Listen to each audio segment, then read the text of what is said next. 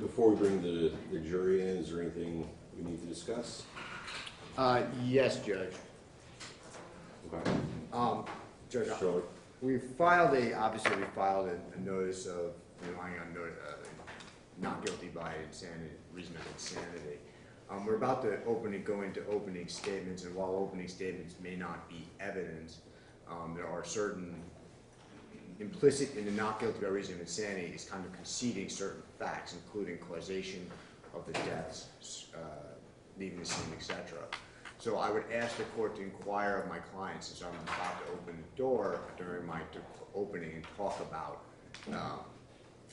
certain counts. Basically, we're not debating the facts that happened and what led up to these things, just whether or not it was an insanity that caused it. Okay. So I'm just asking that the court inquire that if going with a not guilty by reason of insanity is the road that he wants to go down, whether he consents to me doing that. Thank you. So,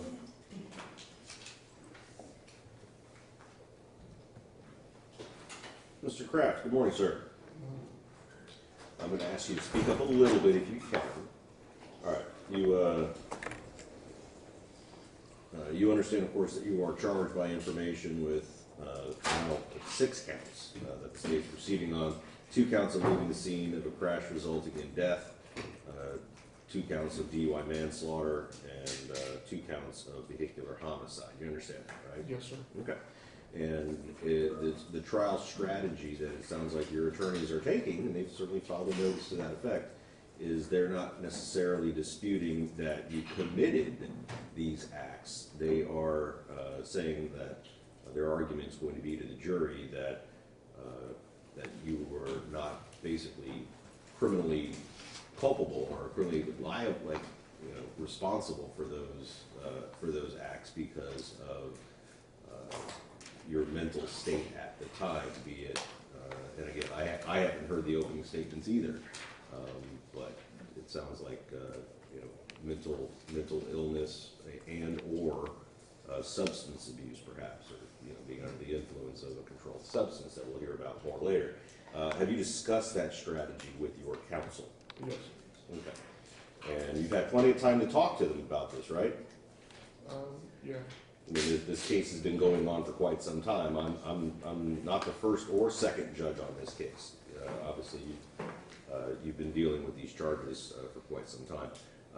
So you've had an opportunity to speak with your lawyers about taking this strategy and not going a completely different direction and saying, I didn't do it, and I'm not the guy, or whatever. You're okay with the strategy. You agree with the strategy that they're taking, correct? Yes, sir.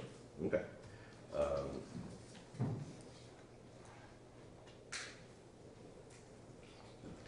So instead, they will, of course, be putting on evidence, presumably, regarding your state of mind and perhaps mental history and things of that nature, correct?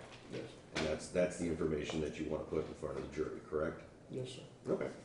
And Mr. Stromer, is there any additional? No, Judge, that's sufficient. Thank you. All right. And State, is there any additional inquiry you'd like me to make on behalf? No, Your Honor. Okay. All right. So, is there any additional things we need to discuss before we bring in the jury? Not from the defense. Not from the state, Your Honor.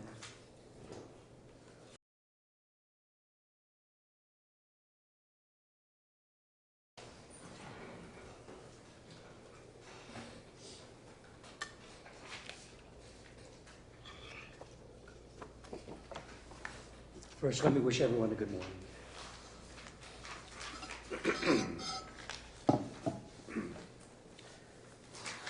Jenica Campbell and Vincent Russo did not know one another before March 29th of 2021. They were complete strangers.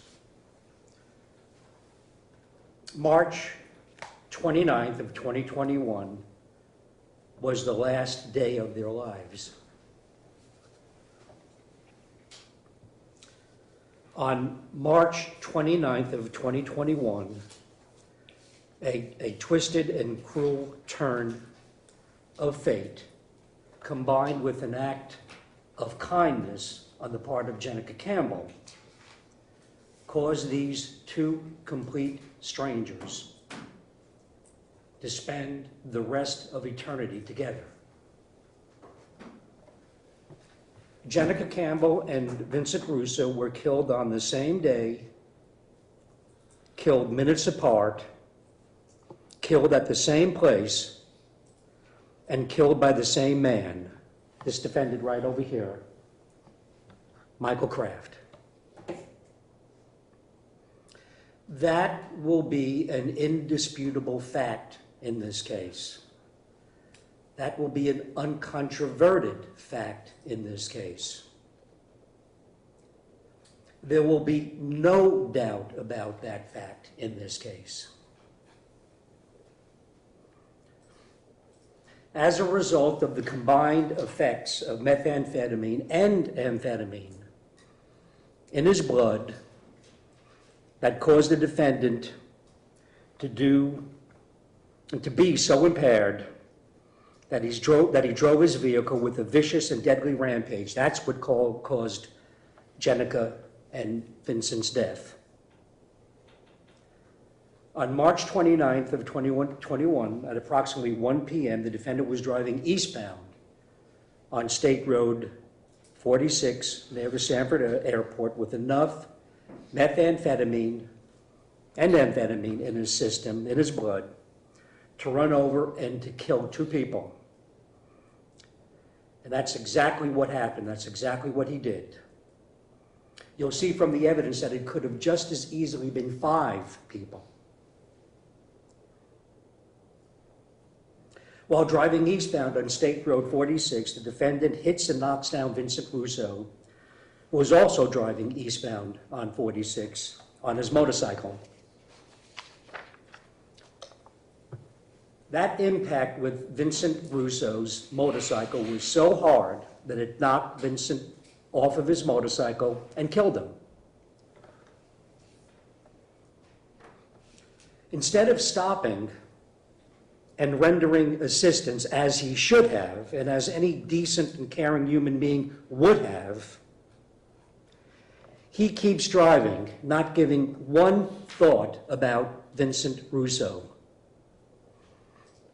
But there were caring and decent human beings who did care and stopped and rendered assistance to Vincent. And one of those caring and decent human beings was Jenica Campbell. And it was that act of caring and kindness and concern that cost Jenica Campbell her life.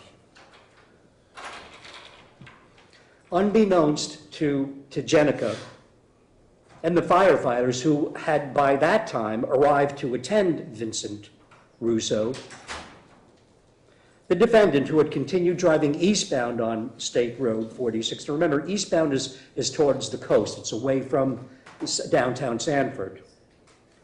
He had made a U-turn at Lake Mary Boulevard and then started to drive back westbound on State Road 46 to the location where he originally hit Vincent. The defendant, Mr. Kraft, under the effects of methamphetamine and amphetamine in his blood, then drove at a high rate of speed through the median, separating westbound and eastbound 46 directly at Jenica Campbell. And the firemen who had by that time had arrived and were rendering or giving aid to Vincent Russo. You'll see this on an airport surveillance video. Now, this airport surveillance video is some distance down from 46. So when it's played for you, you got to look really close because it's blurry and it's a far distance away. But if you look and when it's pointed out to you, you'll see him going westbound, then making a sharp left turn, going right across the median, going through onto the eastbound of 46. The firemen were lucky to avoid being hit. They jumped out of the way because there were firemen right there who were aiding, giving assistance and life-saving efforts to Vincent. They were able to avoid the defendant going through that median. Jenica was not so lucky. the defendant hit Jennifer so hard and with such force that her body literally went airborne, coming to rest several feet away near the airport fence. There's a fence around the perimeter of the airport. Then the defendant continues to drive, and he runs over Jenica's body through the airport, and then right through the airport fence.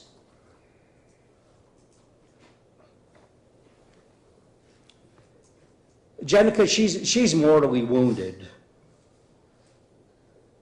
The firemen who were there, as I mentioned, already there to render assistance and aid to Vincent Russo, and who themselves were almost killed by the defendant. And you'll hear them testify, though, 3 firemen that were there that were rendering aid, and they'll tell you exactly what this defendant did. Well, one of those firemen desperately tried to save Jenica's life. But her body was so mangled and her injuries were so severe that his efforts were in vain, and Jenica's dead.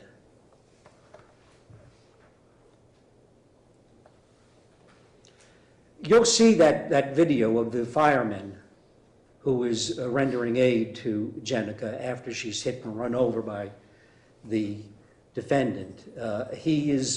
Both him and Jenica are near the airport fence, and you'll see a body cam video of a police officer who also came there trying to lend assistance.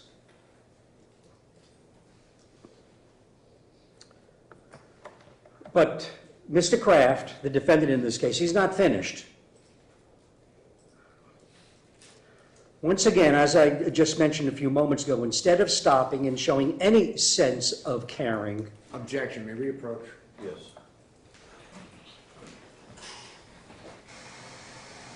Judge it.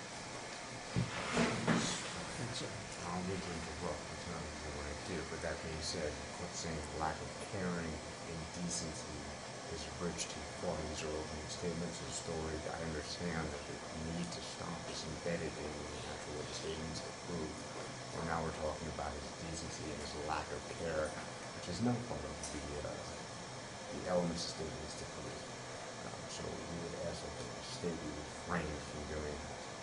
that's one of the elements of the case, and he didn't stop, and that's, inferences that it's not decent and not caring. I agree, but I feel like his character is being attacked. I can open it. That being said, I agree the failure to stop is totally relevant. Absolutely. What I'm saying, the lack of care, indecent, there's no decency in the statute, there's no decency in the jury instruction. And that's the important, that's the state rule. That's what the evidence is being shown.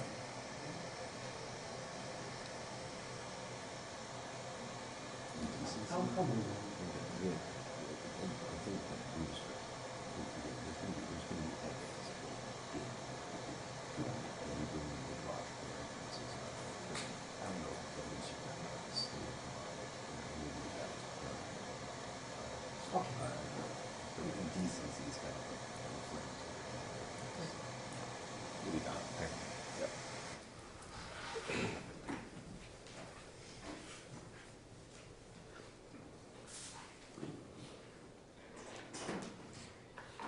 He runs over Jenica's body, drives through the closed airport fence, where Jenica is laying on her back, dead or dying, and drives eastbound on an airport utility road. Now, once again, he's going eastbound towards the coast, away from the downtown Sanford. So basically, he makes another kind of wide U-turn, and in the process goes through the airport fence. By this time, officers with the Sanford Police Department arrive, because you remember it was minutes ago that he hit Vincent Russo. So the 911 calls immediately came out, and officers were on their way to Vincent Russo. Actually, one of the officers, an officer by the name of Christopher French, actually saw the second event when he runs over Jenica Campbell and actually sees her body fly in the air. But the defendant, Mr. Kraft, is now on the utility road of the airport driving eastbound. By this time, the officers of the Sanford Police Department arrive, and they pursue Mr. Kraft by basically driving parallel to him. The officers are going eastbound on 46. Mr. Kraft is driving eastbound on the utility road, so they're kind of going parallel to each other. And the officers know that he's not, they know the area, they know he's not going to be able to get out of the airport, that eventually he's going to have to try to make his way back onto State Road 46. And that's exactly what he attempts to do. The defendant, in an apparent attempt to get back onto eastbound 46, drives into a gully or a ditch separating the utility road and State Road 46, and he gets stuck. And you'll see this once again on the airport surveillance cameras, and this is pretty clear. This is relatively near to the camera. You'll see him driving and then going into the ditch and then able to get out of the ditch. And then a Sanford police officer car pulls up right on 46. You'll see that on the airport surveillance video. The officers arrive, and eventually you'll see 2 police cars arrive. And at gunpoint, they arrest the defendant. You'll see that on one of the officers' body camera video. By this time, Jenica Campbell and Vincent Russo are dead or are mortally wounded and will be dead very shortly. Now, there are 2 aspects regarding this case that I want to address and would like to discuss. First is the issue of impairment, the defendant's impairment on methamphetamine and amphetamine. I want to talk about the evidence that's going to show that he was impaired and under the influence of methamphetamine and amphetamine. And the second is the defendant's sanity. I want to talk about that also and show the evidence, or discuss the evidence that I expect is going to be introduced to show that he is sane when this happened. With respect to the methamphetamine and amphetamine, there is methamphetamine and amphetamine in the defendant's blood 11 hours after he kills Vincent Russo and Jenica Campbell. You'll hear the testimony of an expert, a toxicologist, and I'll talk about him in a few moments, about something called the half-life of a drug.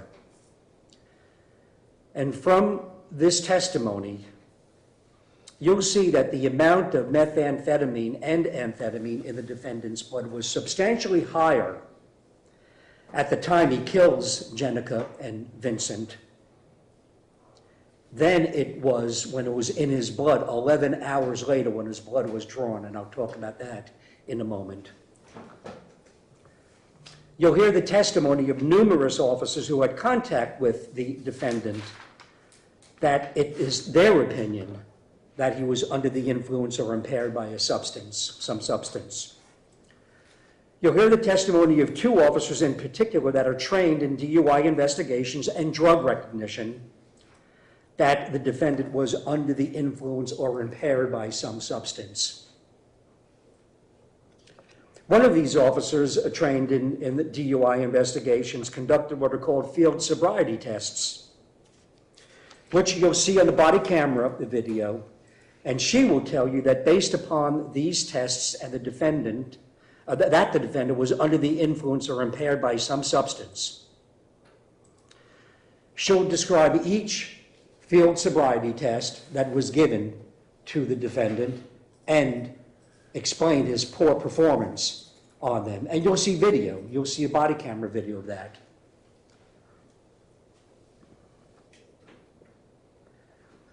You'll see on video the severe effects of the defendant crashing or coming down from a methamphetamine and amphetamine high. Methamphetamine and its byproduct, amphetamine, are a very powerful stimulant. And when a person comes down, when the effects of these stimulants start to wear off, they can't stay awake. They fall asleep, they nod off, they can't stay awake. You'll see video after video of the defendant in the hours after killing Jenica and Vincent, nodding off and falling asleep while in the custody of the police. For example, in the back of the police vehicle after he's arrested and taken into custody, you'll see the body camera video of him nodding off and unresponsive to the directions that are given to him by the officers. In the hospital bed, where he's transported to, because it's routine. He was involved in, he meaning Mr. Kraft, going into that ditch. It was a crash or an accident. So the policy requires that he be cleared before he is taken to the jail, that he be medically examined. So he's taken to the hospital. You'll see body camera video in that hospital room where he cannot stay awake. You'll see an extended video of him continuously nodding off and falling asleep. These are the effects of him coming down from a very powerful stimulant, which methamphetamine is. Continuously nodding off and falling asleep. You'll see that video. In the back of the ambulance, when his blood was drawn, and I mentioned earlier about the 11 hours between the crash and the blood drawn. Well, the crash occurred approximately 1 p.m. A search warrant for his blood was obtained and issued, and it wasn't until around midnight, and you'll see the body camera video of that his blood was drawn. So 11 hours went by before the crash, which is the critical time in this case. The amount of methamphetamine and amphetamine in his blood at the time of the crash is the critical thing when he killed Jenica and Vincent. Well, 11 hours later, when they drew his blood, pursuant to a search warrant, he still had the methamphetamine and amphetamine in his blood. But back to the hospital room, you'll see the video of him just constantly nodding off and falling asleep, unable to stay awake. And that's an extended video. If it wasn't so tragic, it would be funny.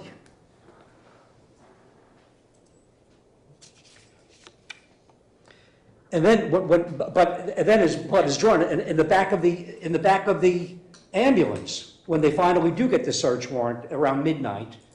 And they do draw his blood, you'll see the body camera video of that. And he cannot stay awake. You'll see on that body camera video, once again now we're talking about a third video in the back of the ambulance when they're drawing his blood. You'll see that he was asleep, he was unconscious, he was nodding off virtually the entire time he was in that ambulance. And he was in the back of that ambulance for over a half hour.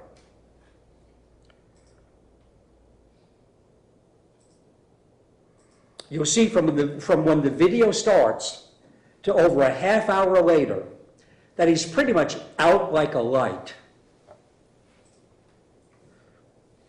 Every now and then he gets up, he kind of nods off, but you'll see pretty much that entire time he's out like a light.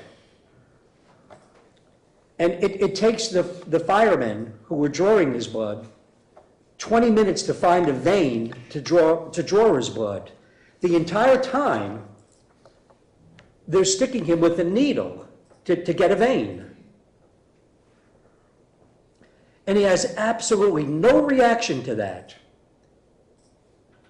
Mr. Kraft is being stuck with the needle for 20 minutes, and he has no reaction to it except every now and then a twitch of the feet.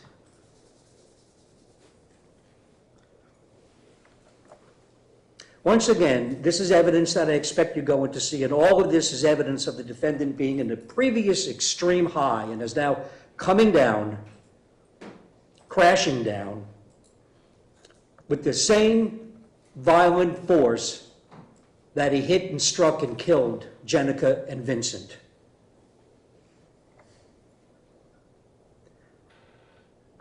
There is other evidence in this case that will reveal what is called a consciousness of guilt,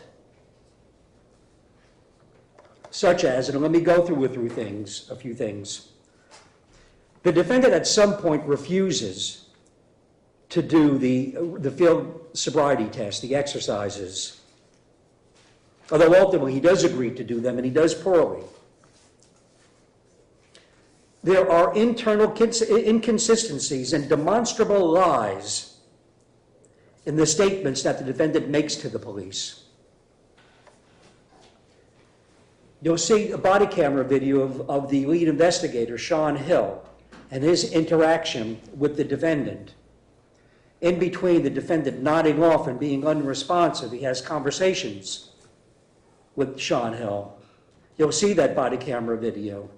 And you'll see the internal inconsistencies in the statements and in the demonstrable lies in those statements that he makes to Sean Hill.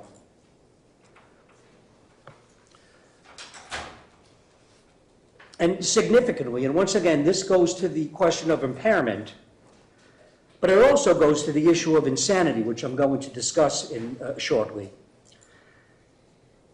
When Mr. Kraft is first advised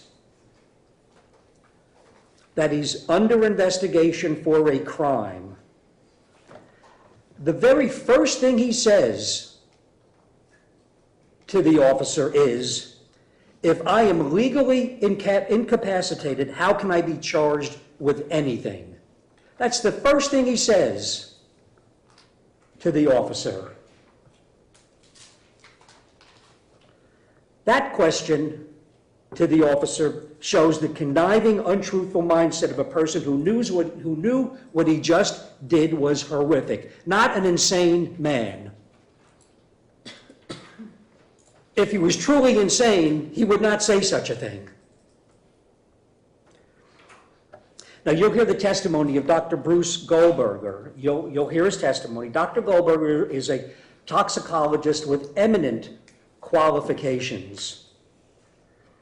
He's testified in and has been involved in countless cases, including some very high-profile cases, such as the Casey Anthony case, the Trayvon Martin, George Zimmerman case, and I don't know if any of you are baseball fans, but Roger Clemens, who was a pitcher in the major leagues, over 300 wins, he was charged with a federal charge, lying to Congress. And Dr. Goldberger was his expert witness. So he has eminent qualifications. Dr. Goldberger was the director of the forensic toxicology lab at the University of Florida for 30 years. He's now in semi-retirement. Dr. Goldberger reviewed numerous materials in this case, including watching the body camera videos and the toxicology test results. He will testify that based on all the materials he reviewed and based on the evidence that will be presented in this trial, that the defendant, Mr. Kraft, displayed all the indicators, all the signs of a person under the influence and impaired by methamphetamine and amphetamine.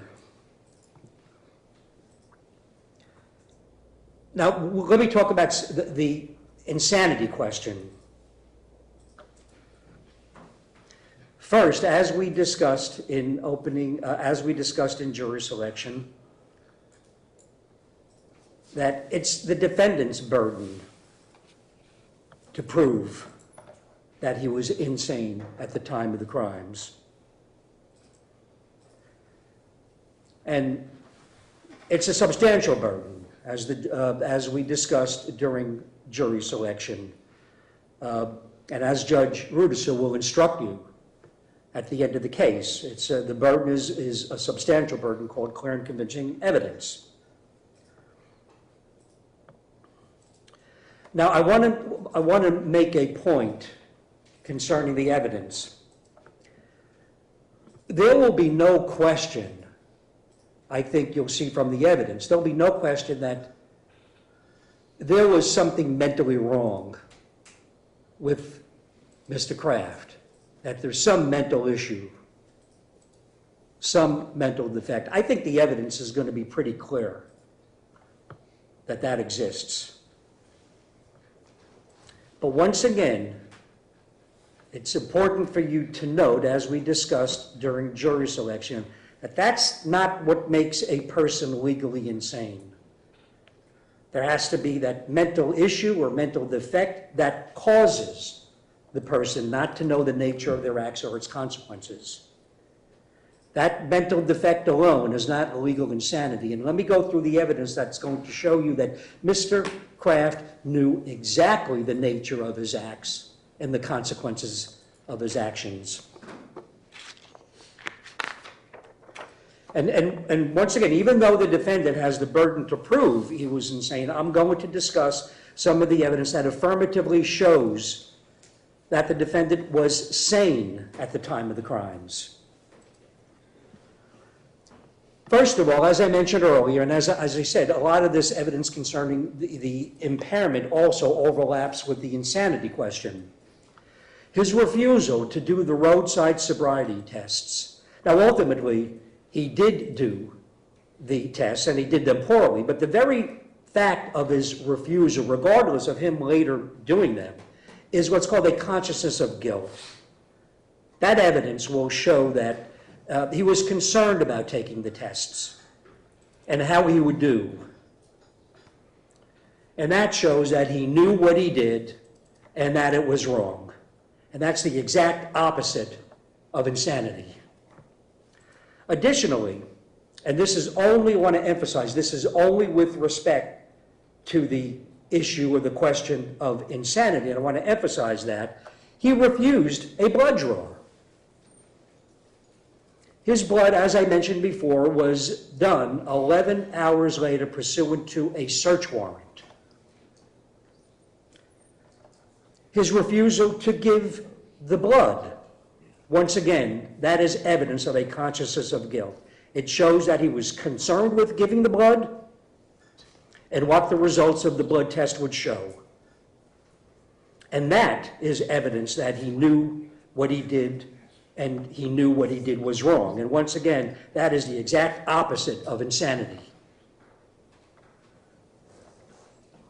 And additionally, throughout his contact and conversations with the police, he always comes up with some excuse for some reason for doing something or not doing something. And that's evidence of a calculated and deliberate mindset, which once again is the exact opposite of insanity.